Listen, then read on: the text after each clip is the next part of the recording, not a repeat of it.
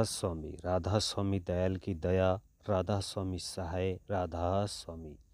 प्यारे सत्संगी भाइयों बहनों, हुजूर महाराज जी ने संगत पर अपार दया करते हुए अपने सत्संगों से चयनित इन साखियों का संकलन पुस्तक के रूप में तैयार करवाया है।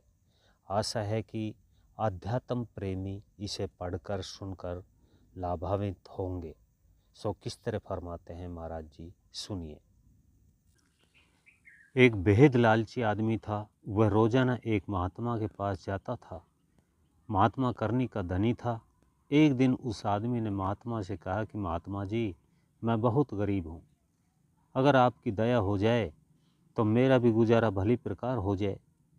महात्मा जानता था कि ये बहुत लालची आदमी है, लेकिन महात्मा समदर्शी था।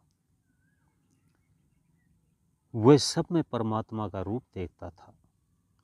उसने उस आदमी को 4 बत्तियां देकर के कहा कि तू एक बत्ती को जला करके पूरब दिशा में जाना, और जहाँ ये बत्ती जलकर ख़त्म हो जाए वहाँ ज़मीन खोद करके देखना।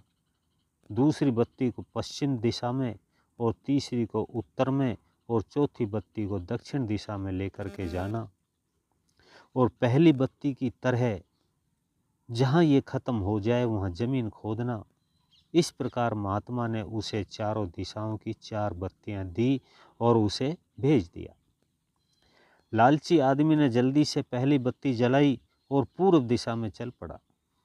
जहाँ वह बत्ती जलकर ख़त्म हुई वहाँ उसने ज़मीन खोदी तो क्या देखता है कि ज़मीन के अंदर बहुत से चांदी के सिक्के दबे पड़े हैं।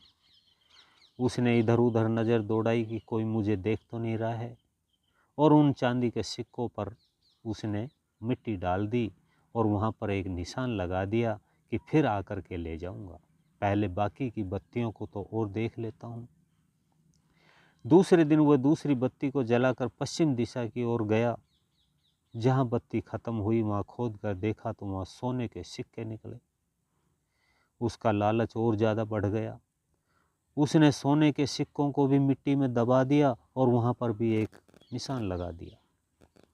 तीसरे दिन वह तीसरी बत्ती जलाकर उत्तर दिशा की ओर गया, और जहाँ वो बत्ती ख़त्म हुई वहाँ ज़मीन खोद कर देखा तो उसने हीरे जवाहरात मोती मोहर असरपियाँ मिले, जिन्हें देखकर उसकी आंखें फटी की फटी रह गई, और उसने सोचा कि अब तो राजे महाराजा भी मेरे आगे शीश झुकाया करेंगे। परंतु लालची की लालसा बढ़ती गई और उसने तय किया कि चौथी बत्ती को भी परखा जाए, शायद इन हीरे जवाहरात से भी बढ़कर कोई चीज़ मिले।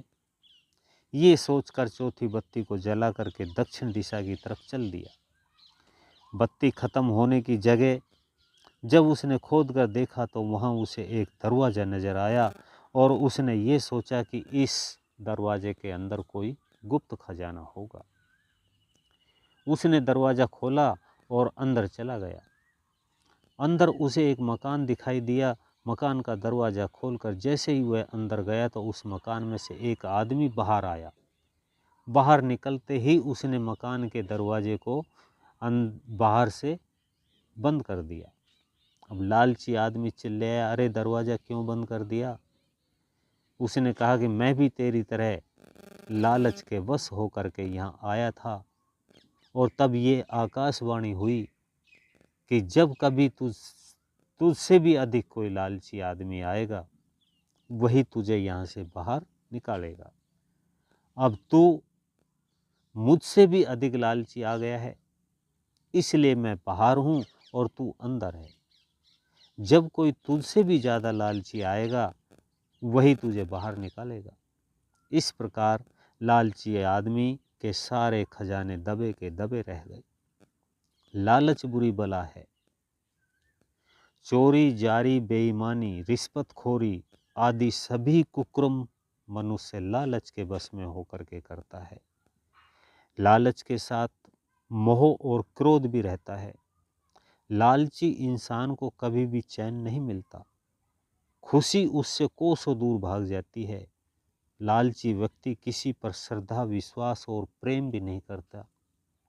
उसका प्रेम सिर्फ अपने स्वार्थ लालच से होता है। लालची इंसान अपना लोक परलोक दोनों बिगाड़ लेता है। परमार्थ की तो वो जड़ से ही काट डालता है। सभी सत्संगी भाई बहनों को राधा स्वामी। भी आप सुन रहे थे परम संत सतगुरु कंवर साहिब महाराज जी का ये सत्संग।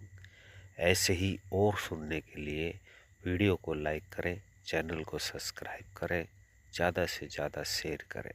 सभी सत्संगी भाइयों बहनों को राधा